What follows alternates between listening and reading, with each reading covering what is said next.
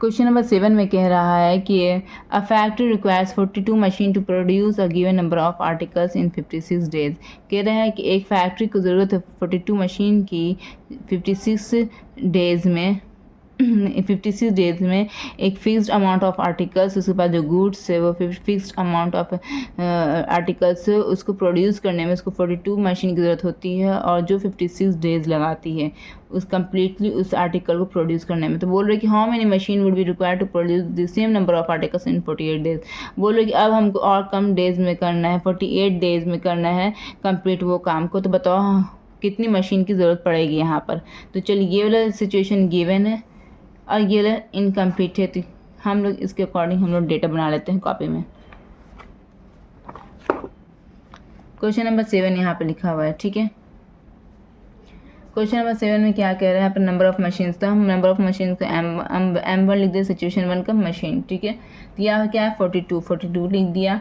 अब यहाँ per day 1 मतलब number of days of situation 1 D1 लिख दिया, उसको 56 डेज हो गया ये। अब यहाँ पर number of days of situation 2 का क्या हो गया 48 हो गया और M2 हो गया यहाँ पर नहीं पता, हमको इसको फाइंड करना है, ठीक है।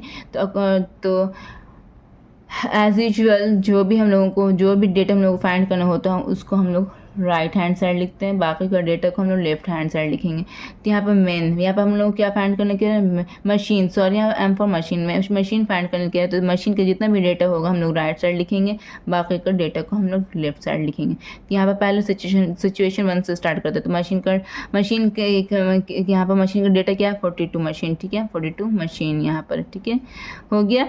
अब यहाँ पर इसके कॉरस्पॉन्डिंग नंबर ऑफ डेज कितना है 56 डेज हो गया, ठीक है।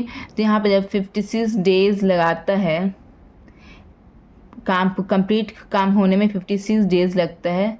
42 मशीन जब हम वर्क करेगी तो 56 डेज लगता है एक कंप्लीट काम होने में।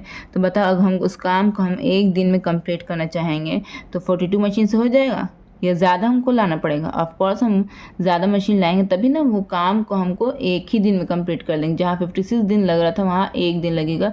इट मीन्स हम ज़्यादा मशीन लाएंगे तब ना वो काम एक दिन में पूरा कंप्लीट हो जाएगा। जब ज़्यादा आने के चांसेस रहते हैं तो हम यहाँ पर मल्टीप्लाई करते हैं, ठीक है। मल्टीप्लाई मैंने यहाँ पर कर दिया। चलिए अब हम लोग थर्ड लाइन में जाते हैं। थर्ड लाइन में हम लोग सिचुएशन 2 का डेटा उठाते हैं। यहाँ पर 48 डेज लिखा है, क्या लिखा 48 डेज। तो अब हमको वो काम 48 डेज में करना है। अब इस सेकेंड लाइन और थर्ड लाइन को कंपेयर कीजिए, ठीक है। फर्स्ट लाइन को इग्नोर कीजिए, यहाँ पर सेकेंड लाइन में को कंपेयर कीजिए। सेकेंड लाइन में जहाँ पर एक दिन में काम हो रहा था और हमको इतने ढेर सारी मशीन की ज़रूरत पड़ रही थी, अब हम यहाँ पे काम को ईजी कर दिया। अब यहाँ पर मैनेजर आके बोलता है कि अब 48 दिन लगेगा काम करने में, 48 डेज लगेगा उस काम कंप्लीट होने में। तो बताओ अब हम लोग मशीन नंबर ऑफ मशीन बढ़ाएं या कम करें, बताओ यहाँ पर बढ़ाना है या कम करना है। ऑफकोर्स जहाँ एक दिन में इतनी ढेर सारी मशीन काम कर रही थी वहाँ अगर 48 दिन में काम करने का अलॉटमेंट हो गया है तो वहाँ पर मशीन की संख्या कम हो जाएगी। तो यहाँ पे इसलिए यहाँ पे इसको लिख देंगे यहाँ पर। और कम का जब कम आने के चांसेस होते तो हम डिवाइड का निशान देते हैं, डिवाइड हो गया ये। और इस डेटा को उठा के यहाँ पर डिवाइड के मतलब डिनोमिनेटर में लिख देंगे, ठीक है। कट रहा तो काट दीजिए, ठीक है। तो ये किससे कट रहा है बताइए। 6 7 42, 6 8 48 है ना, कट रहा है यहाँ पे 8 7 56 कट रहा है। तो यहाँ पे क्या हो गया 7 × 7 = 49। यहाँ पे 49 मशीन की हमको ज़रूरत पड़ रही है, यही मेरा आंसर हो गया, ठीक है। 56 टेक है, 42 मशीन्स, ऐसी तरह से आप लोग मीनिंगफुल स्टेटमेंट बना लीजिए। तो ये आपका आंसर बिल्कुल सही आप लोगों के टीचर्स कर देंगे। अब हम लोग नेक्स्ट क्वेश्चन की तरफ बढ़ते हैं।